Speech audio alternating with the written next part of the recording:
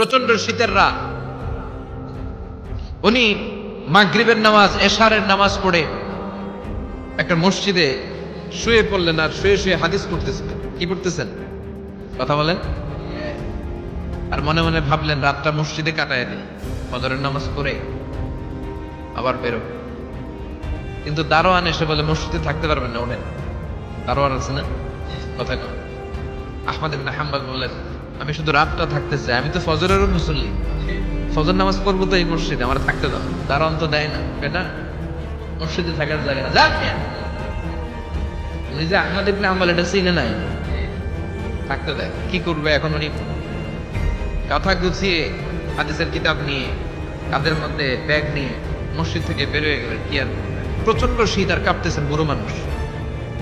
পথিমধ্যে দেখলেন বাজার, বাজার একজন খাব্বাস, শাবগুন খাব্বাস, যুবক রুটি বিক্রেন।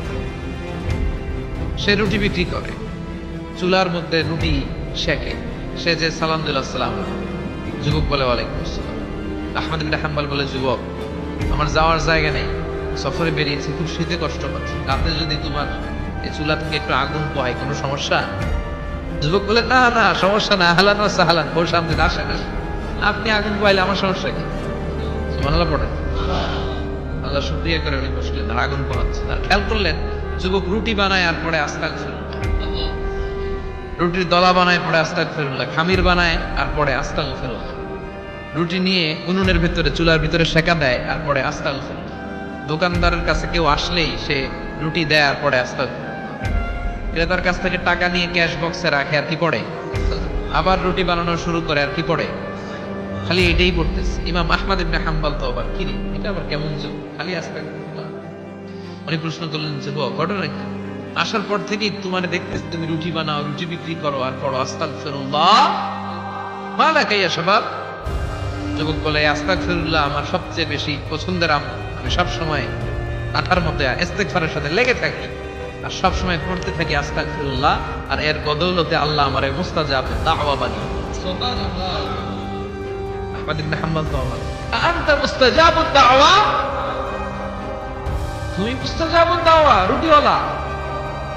আমি এত বছর হাদিস পড়াই, আমি তো মুস্তাজাবুদ দাওয়া না, আর তুমি রুটি বেচো বাজারে, তুমি মুস্তাজাবুদ দাওয়া, তুমি দোয়া করলে সব কবুল হয়ে যায়। যুবক বলে না আমি মুস্তাজাব, আমি আমার জীবনে যত দোয়া করেছি কবুল করে নিয়েছে কে? সব দোয়া কবুল করে নিয়েছে আল্লাহ, একটা দোয়া ছাড়া। কয়টা?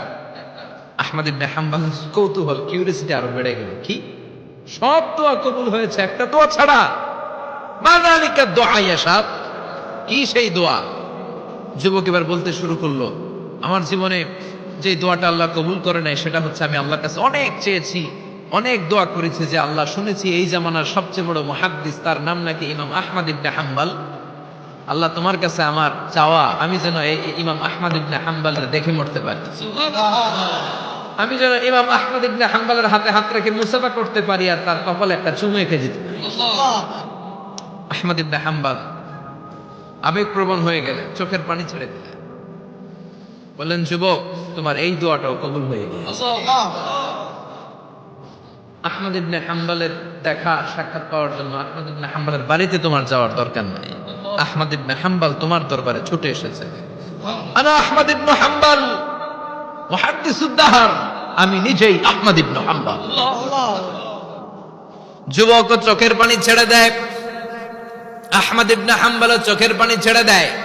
যুবক চিৎকার মেরে ইমাম আহমদ ইবনে হাম্বলকে জড়িয়ে ধরে, হাতে হাত রেখে মুসাফা করে, কপালের মধ্যে চুমু খায় আর আল্লাহর শুকরিয়া করে বলে ও ইমাম আসলে এই দোয়াটাও আল্লাহ আজকে কবুল করে নিল। বিশ্বাস হয় সবসময় ইস্তেগফার পড়লে আপনার দোয়াগুলোর এইভাবে কবুল করে নিবে কে?